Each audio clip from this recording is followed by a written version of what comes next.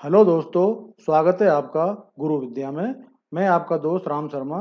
तो दोस्तों, मैं आज आपके लिए इकोनॉमिक सीरीज का एक नया चैप्टर लेके आया हूं, जिसमें हमने 15 क्वेश्चन का सिलेक्शन किया है और ये आपके लिए बहुत ही महत्वपूर्ण है। इसलिए आप इस वीडियो को पूरा देखिएगा और ये आपकी सभी एग्जामों में महत्वपूर्ण है। यानी कि लगभग यूपीएससी की, एसएससी की एवं बैंकिंग की एवं और भी बहुत सी जो क्षेत्रीय एग्जाम होती हैं उन सभी में ये महत्वपूर्ण है।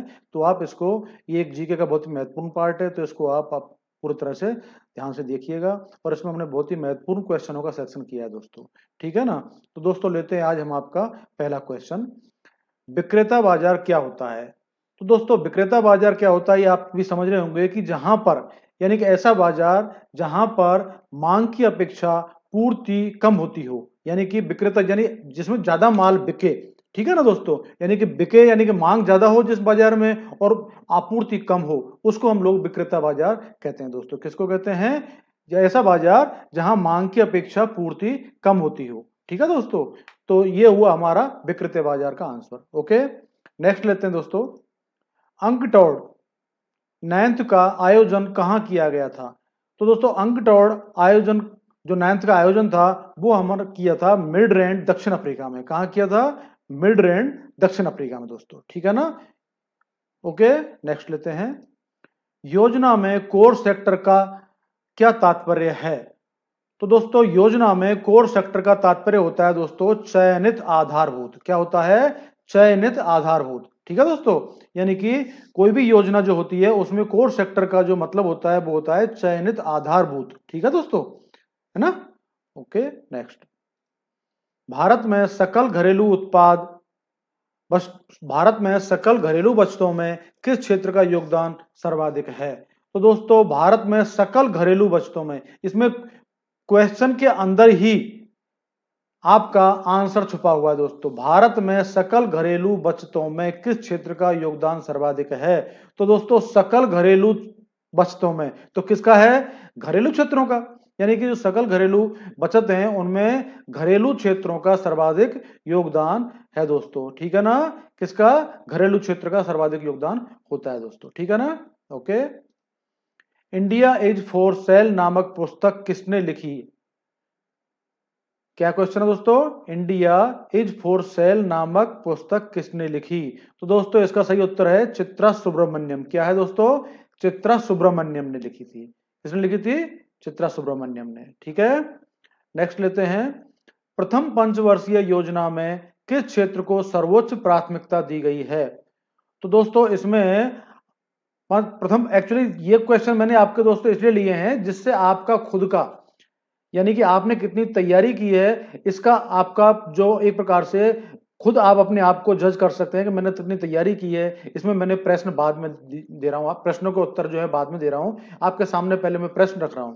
तो आप खुद खुद सोच सकते हैं कि इसका क्या उत्तर होगा दोस्तों। तो इसका पहला जो ये छठवां क्वेश्चन है, प्रथम पंचवर्षीय योजना में किस क्षेत्र को सर्वोच्च प्राथमिकता दी गई है?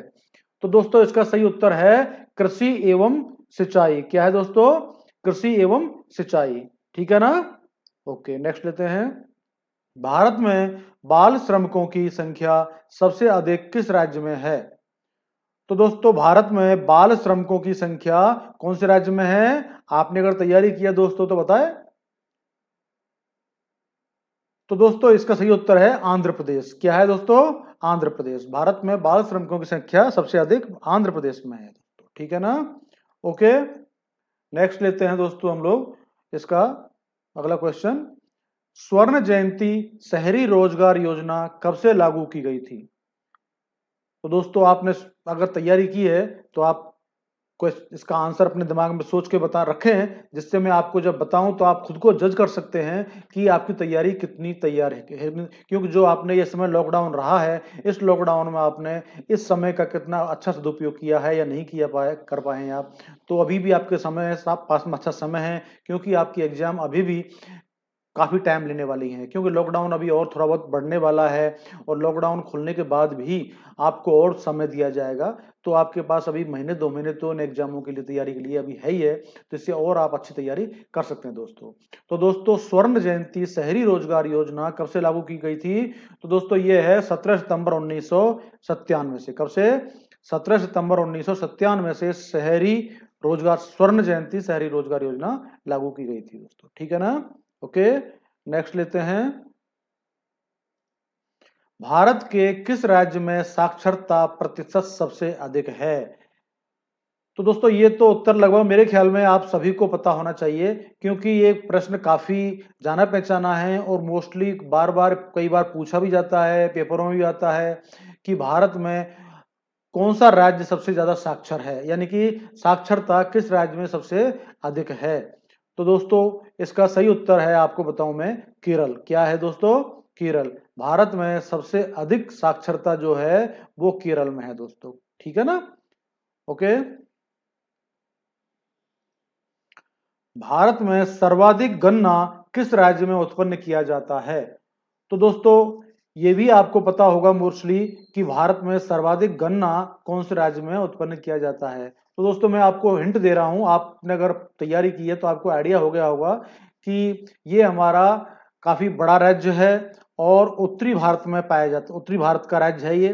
अब आप सोच लिया होगा आपने कि उत्तरी भारत में जो बड़ा राज्य है वो कौन सा राज्य है दोस्तों? सोच लिया ना। चलो मैं आपको उत्तर देता हूं उसका। भारत में सर्वाधिक गन्ना जो पाया जाता है, उत्पन्न किया जाता है, वो है दोस्तों उत्तर प्रदेश। ठीक है दोस्तों, कौन सा? यानी कि उत्तर प्रदेश में सबसे ज्यादा गन्ना का उत्पादन किया जाता है दोस्तों। ठीक है ना। ओके, नेक्स्ट क्वेश्चन लेते हैं। Tata iron and steel company TISCO की स्थापना कब हुई थी? तो दोस्तों टाटा आयरन यानी कि टिस्को, ठीक है दोस्तों, Tata iron and steel company, इसकी स्थापना दोस्तों कब हुई थी? तो दोस्तों सोचो, आप बताओ। आपने दिमाग में अगर आया हो कोई आंसर तो आप लिख के रख लो कहीं पर, या आपने दिमाग में रखो जब मैं आपको बताऊं और वो आपका आपने जो सोचा है और मैंने जो बताया है वो उत्तर एक हो, तो समझो आपकी तैयारी बहुत ही अच्छी है दोस्तों। ठीक है ना। तो इसका सही उत्तर कौन सा है दोस्तों? Tata iron and steel company यानी कि टिस्को की स्थापना जो हुई थी वो थी दोस्तों 1907 में। किसमें? 1907 में हुई थी दोस्तों। ठीक है ना। ओके, समझ में आ गया। चलो दोस्तों नेक्स्ट लेते हैं। भारत का सबसे पहला बैंक कौन सा था? तो दोस्तों इसका उत्तर भी आपको शायद मेरे ख्याल में, क्योंकि ये क्वेश्चन ऐसे हैं जो ज्यादा पूछे जाते हैं, आते भी हैं, नॉर्मली हर जगह पूछ ले जाते हैं, है ना दोस्तों। तो ये प्रश्न भी इसी प्रकार का है दोस्तों। ठीक है ना। तो भारत का सबसे पहला बैंक कौन सा था? तो दोस्तों आपने अगर तैयारी की है तो आपने माइंड में सोच के रखो, मैं आपका इसको उत्तर बता रहा हूं। भारत का सबसे पहला बैंक जो था वो था बैंक ऑफ हिंदुस्तान। कौन सा था दोस्तों? Bank of Hindustan. ठीक है ना। ये आपका सही उत्तर है दोस्तों। ठीक है, नेक्स्ट लेते हैं। दक्षेस सार्क की स्थापना कब हुई थी? तो दोस्तों इसका उत्तर भी आपने सोच रखा होगा। अगर आपने सोचा हुआ है तो आप बताएं कौन सा सही उत्तर है इसका दोस्तों। तो दोस्तों दक्षेस की जो स्थापना हुई थी वो हुई थी दोस्तों 1985 में। कब हुई थी? 1985 में। ठीक है ना। ओके, नेक्स्ट लेते हैं।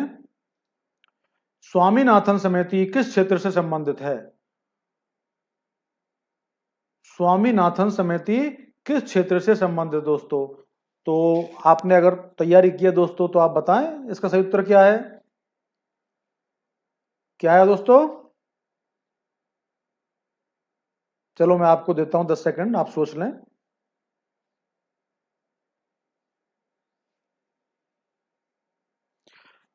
तो दोस्तों मैं बता रहा हूं आपको इसका सही उत्तर। स्वामीनाथन समिति जो संबंधित थी वो थी दोस्तों जनसंख्या नीति 1995 से संबंधित थी दोस्तों। ठीक है ना। क्या है उसका सही उत्तर? जनसंख्या नीति 1995। ठीक है ना। ओके, भारतीय औद्योगिकी पुनर्निर्माण बैंक यानी कि आईआरबीआई की स्थापना कब हुई थी? तो दोस्तों देखो, आईआरबीआई, आरबीआई मत समझ लेना इसको। क्या है? आई यानी कि आईआरबीआई, भारतीय औद्योगिकी पुनर्निर्माण बैंक। ठीक है ना। Indian redevelopment industrial bank. ठीक है दोस्तों। तो ये IRBI है दोस्तों, ठीक है ना। तो इसकी स्थापना कब हुई थी दोस्तों? इसकी स्थापना हुई थी दोस्तों, आपको पता है तो बताओ दोस्तों, देता हूं आपको 10 सेकंड आपको देता हूं मैं, सोचो। चलो मैं ही बता देता हूं दोस्तों, आपने अगर दिमाग में आपके में आई है तो आप सोच कर देखना कि आप कहां पर हो। तो दोस्तों, भारतीय औद्योगिकी पुनर्निर्माण बैंक यानी कि IRBI की स्थापना हुई थी 20 मार्च 1985 को। कब हुई थी दोस्तों? 20 मार्च 1985 को इसकी स्थापना हुई थी दोस्तों, ठीक है ना। तो दोस्तों, इस प्रकार से आज हमारे जो 15 क्वेश्चन हैं ये पूरे हो गए हैं दोस्तों। और अगर आपको ये क्वेश्चन अच्छे लगे हों और हमारा वीडियो पसंद आया हो तो दोस्तों इसको लाइक करिएगा और साथ साथ सब्सक्राइब करिए। जिन दोस्तों ने अभी तक सब्सक्राइब नहीं किया है वो सब्सक्राइब करिएगा और इसको अपने दोस्तों के लिए शेयर करिएगा दोस्तों, ठीक है ना। तो दोस्तों, अब हम मिलते हैं आपको नेक्स्ट क्वेश्चन के अंदर, सॉरी नेक्स्ट वीडियो के अंतर्गत, ठीक है ना। तब तक के लिए नमस्कार दोस्तों, ओके।